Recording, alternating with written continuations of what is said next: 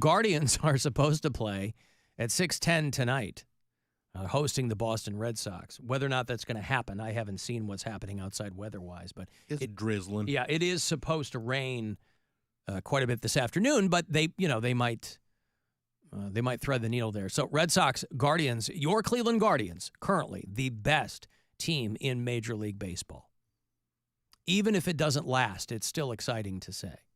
At 16-6, not only top of the division, but they are ahead of every other team. Gesundheit. Might as well call it. Might as well just give them the World Series right now. Give it to them now. Mm-hmm. Don't need to play the rest of those games. The Baltimore Orioles are the second best team. They're the top of the East. How is my National League team doing? Well, okay. Pirates are my National League team, and they're doing okay. But nobody is doing what the Cleveland Guardians are doing right now. So it's a fun team to watch. 6:10, they are set for tonight over there at Progressive Field.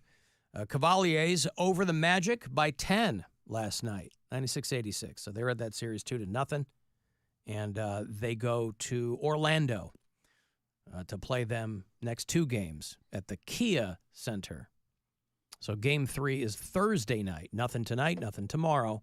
But 7 o'clock Thursday and then 1 o'clock game on Saturday. It's fitting that it's the Kia Center because the Cavs are going to steal those games.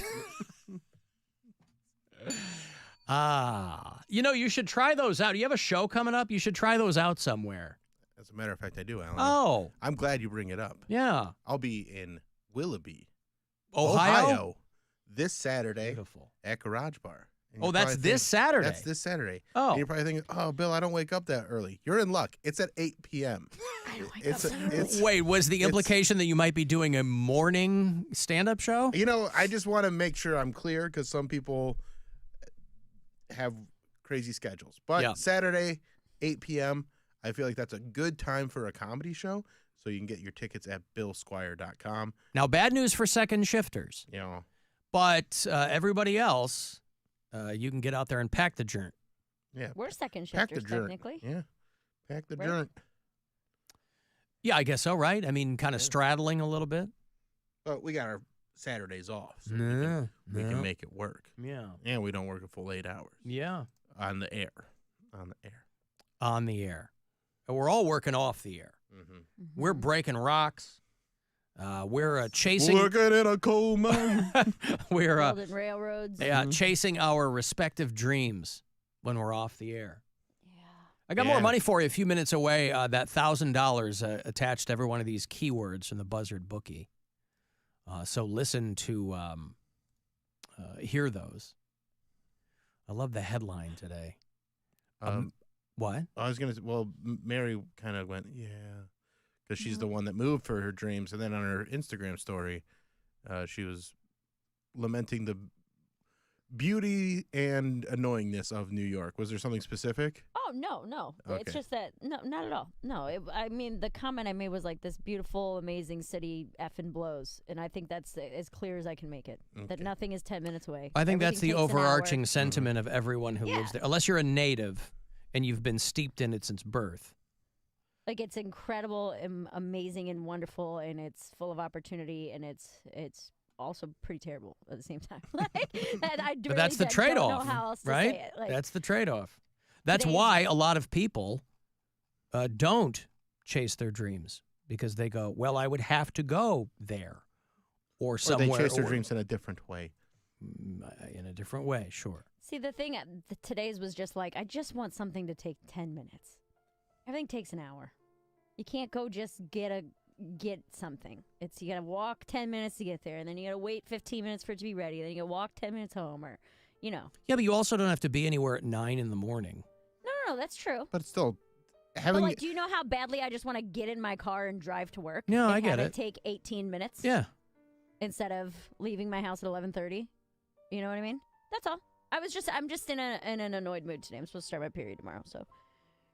Yeah, you weren't in very good shape yesterday. You said you didn't feel I did very not feel good at all yesterday. My throat was bothering me. I went home and I took NyQuil at like 8:30 and passed out. I feel better. Blackout curtains? No. Oh. Blackout NyQuil. Did you see the British journalist who spent 24 hours in the New York subway to find out if it really is as dangerous as people say that it is, anecdotally? That depends on which station you're at. She was all over the place. She went over the course of 24 hours. You really got to make your way around. And we were talking about this the other day. Unless you have a steady diet of Fox News where you think that the world is exploding around you, murder rates and crime rates in major cities around the country, including Cleveland, are plummeting. It's down 43% in Cleveland alone. It's down in New York. It's down in Chicago, in Detroit, in Los Angeles. Actually, it's up in L.A. L.A. and Atlanta were the only two that were up a little bit. Every other major city down. So this woman, I don't know if she's from the Globe and Mail or where she's from, but she decided to spend 24 hours on the New York City subways. Find out how dangerous it is. 9 a.m. 2 hours into my 24-hour subway ride. So 9 a.m. she's at Grand Central Station. I'm at Grand Central Station, which is full of commuters, people going to work, people coming back from work after the night shift. And really, the whole of New York is here. The subway's the great leveler. My friend has just bought me a sandwich. I've spoken to... 5:20 p.m., the Ditmas Avenue Station. Where is that? From me. Huh? That's So she's in Queens, yeah. up Queens. in Astoria. That's the That's the last N stop train, on right? the N or the W. That's the very last stop as far north as you can go. Okay. Into Astoria, Queens.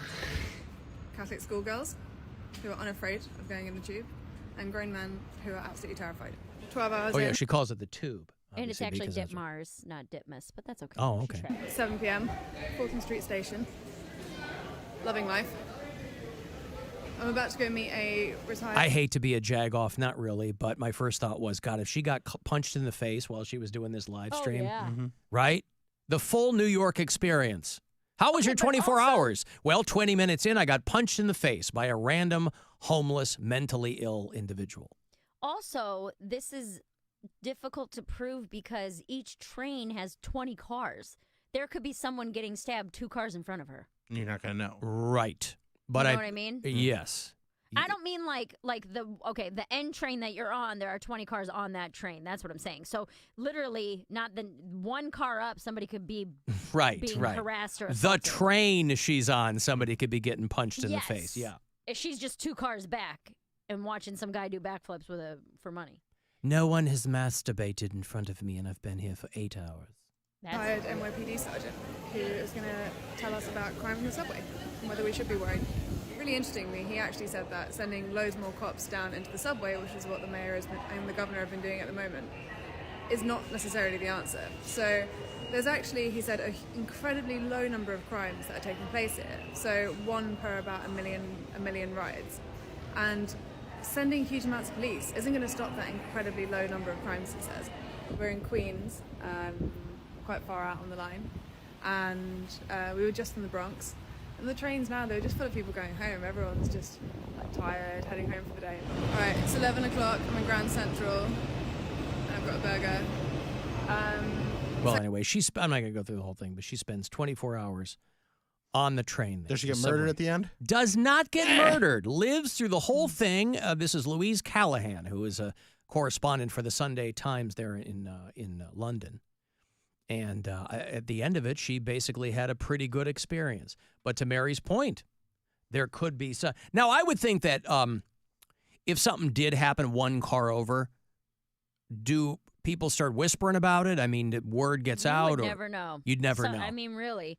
Like, what you'll see happen sometimes if there's something happening on 1 car is that at the next stop, a load of people will switch cars. Right. So you'll get like 2 or 3 times as many as you would normally get per stop, and people are like, oh yeah, some homeless guy was fist fighting another one back there, or like this guy pulled his pants down and took a poop, so we all had to get off because you can't do anything while Right. it's happening. You're stuck there, Right. so you're just like, well, at the next stop, I'll either change trains or get on a different car. Yeah. So you'll see that happen more than anything else. I don't have any wood to knock on. I've been very lucky not to see anything too heinous. I always think that I miss taking the L everywhere until I'm home and I take the L and I'm like, I don't really miss this. There's Like, nothing to miss. it's the best man. way to get around, but it's like I really don't miss like hoping there's nothing on that seat. Hoping that guy over there isn't going to hop up and, Yeah. I got money for you. It's $1,000 as promised. About 30 past every hour, you get one of these keywords.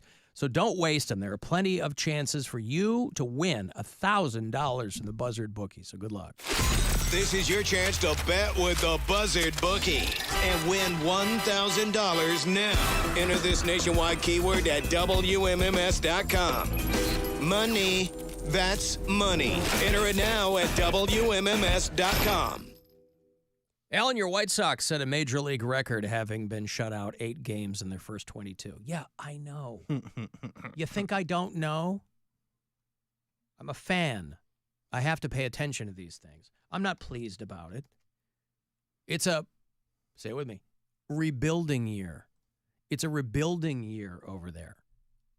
They blew out the front office. They blew out half the goddamn team. How many years before it's built? Let me remind you that the White Sox have a World Series under their belts. Thank you very much, and good night. So do the Guardians, as the Indians. It's from a long time ago. Yeah. But they have Wasn't it before they called it the World Series? No. Oh, really? Yeah. Oh, I thought they won before it was designated as like, the World Series. No. Okay. So they started calling it the World Series in like the 20s. Did they? Yeah. I thought they won before that. Anyway, well, as the Cleveland it's not Guardians, the last one they won. As the Cleveland Guardians are the best team in Major League Baseball, my White Sox are the worst. So you couldn't find a greater discrepancy between my A team and my B team, and my C team is somewhere in the middle. So, yeah, the White Sox are 3-19. Wait a minute. You mean that your C team is between best and worst? Yes. They're That's 12-11.